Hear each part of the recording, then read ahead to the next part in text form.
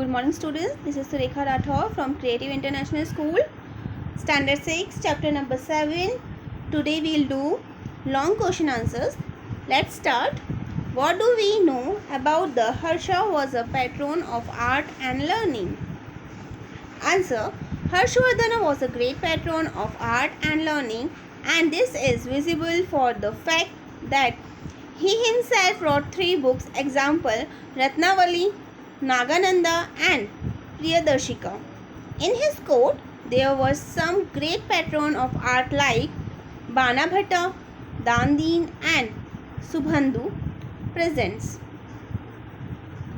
He encouraged various forms of art and agriculture. He was a Saivik, but his later life he was influenced by Buddhist idea, so he started propagating ideas through larger assemblies. One such assembly was held at Kannauj, where several Buddhist scholars had gathered. He gave full support in the development of Nalanda University, which became an important center of learning. Harshvardhan के बारे में बताना है कि क्या आपको ये लगता है कि वो एक बहुत ही अच्छे लर्नर और आर्ट यानी कला को समझते थे या उन्हें आती थी? तो हर्षवर्धन जो थे वो बहुत ही अच्छे पैट्रन आर्ट बोल सकते हैं कि कला उन्हें बहुत पसंद थी. लोगों की कलाएं उन्हें आप बोल सकते हैं कि skills, everybody has different skills. कोई डांस में बहुत अच्छा होता है, कोई सिंगिंग में, painting, drawing, different humans have different skills. तो वो उन स्किल्स को बाहर लाते थे और लोगों को बोलते थे कि भाई आप अपना जो बेस्ट है आप परफॉर्म कीजिए. और इसी वजह से उनके कोर्ट में बहुत सारे ऐसे लोग थे जो डिफरेंट स्किल्स के साथ में उनके कोर्ट में प्रेजेंट थे.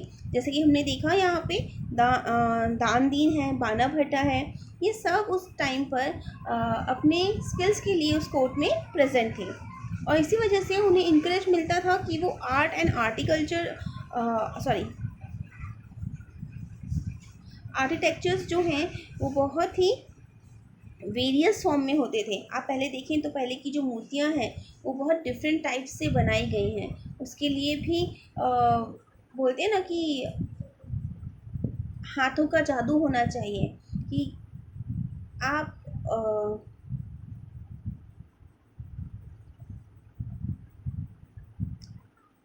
किस तरीके से अपने हथौड़े से मूर्ति को, एक पत्थर को कट करके एक मूर्ति कैसे बनाई जाती है, वो भी एक स्किल है.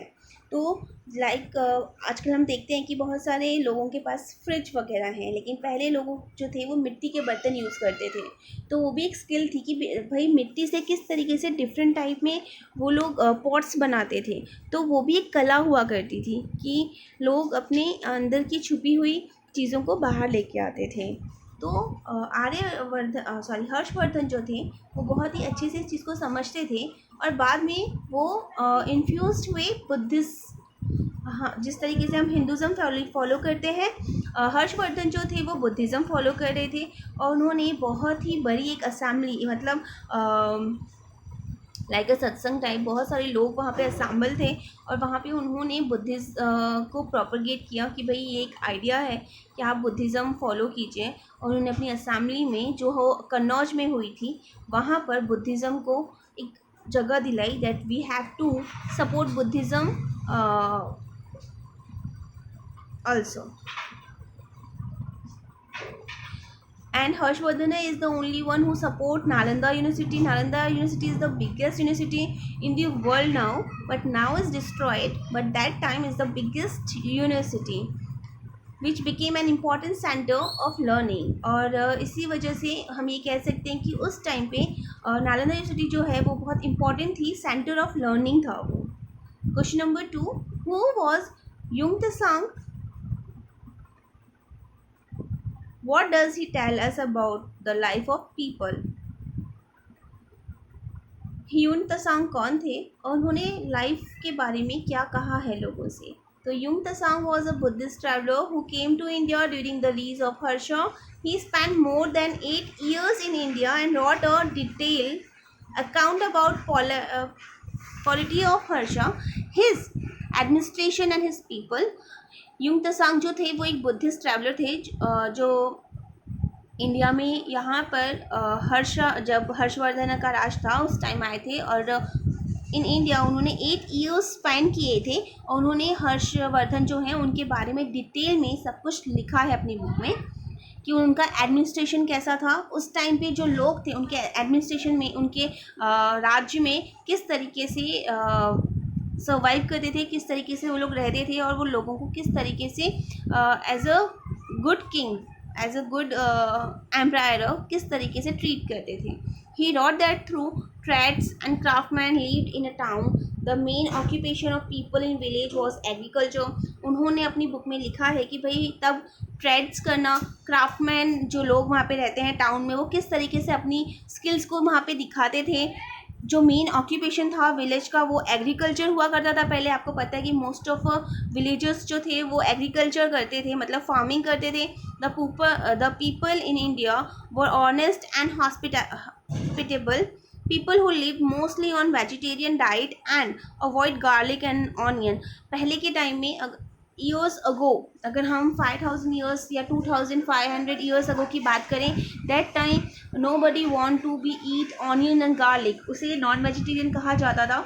Now we are using in our daily life, पर पहले कोई भी इसे यूज़ नहीं करता था।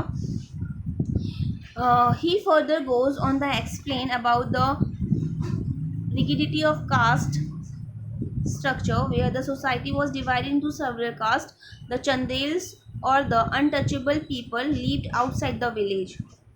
Chandals, sorry. The Chandals or the untouchable people lived outside the village. उस टाइम पे ऐसा कहा जाता था कि भाई सोसाइटी में कास्ट डिवाइडेड थी, डिफरेंट कास्ट हैज डिफरेंट पार ऑल्सो।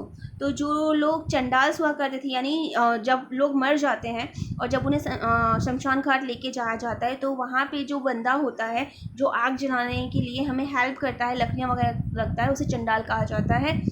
वो लोग होते हैं। या फिर जो स्वीपर्स हुआ करते थे, उन्हें दूसरों को टच करने की या उनके पास जाने की परमिशन नहीं थी, और उन्हें विलेज से बाहर यानी गांव से बाहर रखा जाता था, क्योंकि ऐसा कहा जाता था कि वो कास्ट वाइज बहुत छोटे हैं हमसे और हमें उन्हें टच नहीं करना चाहिए। अगर वो सुबह किसी को नज़र आ जाए तो कहा जाता था कि भाई आज का पूरा दिन हमारा ख़राब जाएगा क्योंकि हमने इसकी शक्ल देखी है। तो उस टाइम पे कास्ट जो है वो बहुत मैटर करती थी।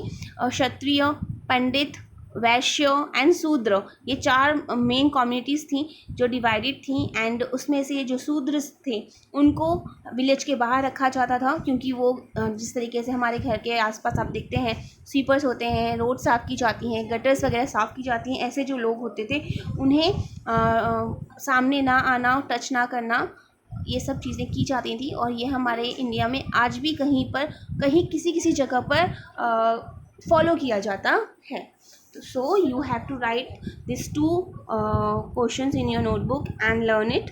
Thank you and have a nice day, beta. If you have any doubt or any difficulty in it, you can call me or contact me. Okay, बच्चा?